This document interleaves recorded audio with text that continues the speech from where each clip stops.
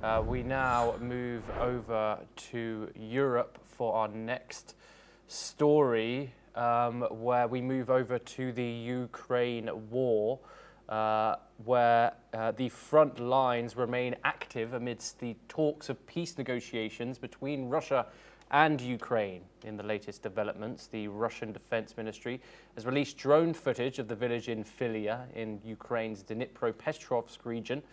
The footage shows Russian flags installed on the roof of heavily damaged buildings. Both sides have claimed to make advances in the conflict zones. This has come at a time when Ukrainian President Volodymyr Zelensky talked about $1 billion monthly aid for the purchase of weapons from the United States. This recent advancement poses challenges to the possibility of peace negotiations. We are now joined by Dr. Satoru Nagao. He's a fellow at the Hudson Institute, and he joins us live from Tokyo in Japan. Thank you very much, Dr. Nagao. Of course, Donald Trump is a transactional president, Dr. Nagao. He believes that Ukraine must pay for what they get, along with their allies, of course, when it comes to American weaponry. $1 billion a month is what President Volodymyr Zelensky has cited in aid. Do you think Ukraine has enough pull in order to get funds like this from its allies? Of course, they will get, I believe, because if Russia win the war against Ukraine, other European countries could be the next target of Russia. That kind of logic is strongly believed in the European countries, especially the Eastern European countries. That's why if Ukraine lose the war, this is serious for the other European countries. That's why there is a motivation to support Ukraine. So, view from the United States cannot get any benefit through this, but European can get the benefits. That's why Europeans should pay more. That is the logic the current Trump administration said. But in view from the geographical reality, it is true.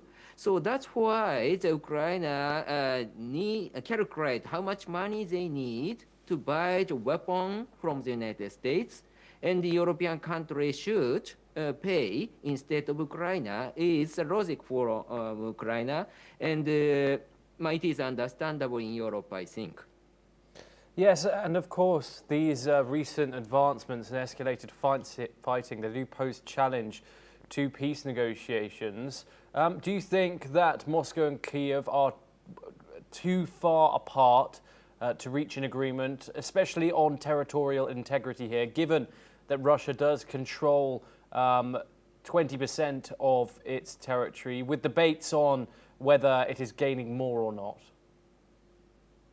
Yes, Russia wants to continue the war because step by step, gradually, they are expanding territories. So more longer war, more bigger territories they can get.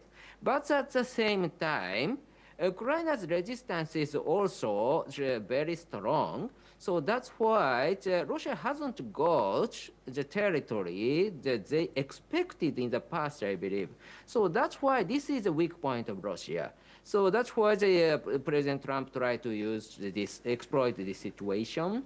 And European countries, yes, built from the international law or rule-based order, Russia should suffer something more bigger damage because they start a war and they violate international law. But at the same time, as a reality, how to stop Russia? One of the methods is ceasefire. Is one of the method, proper method, and the American logic is also understandable.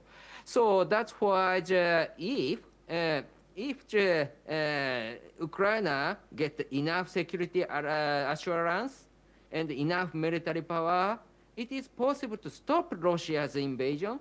In this case, Russia start to believe continuing war is not beneficial for Russia, and they will sit in the negotiation table.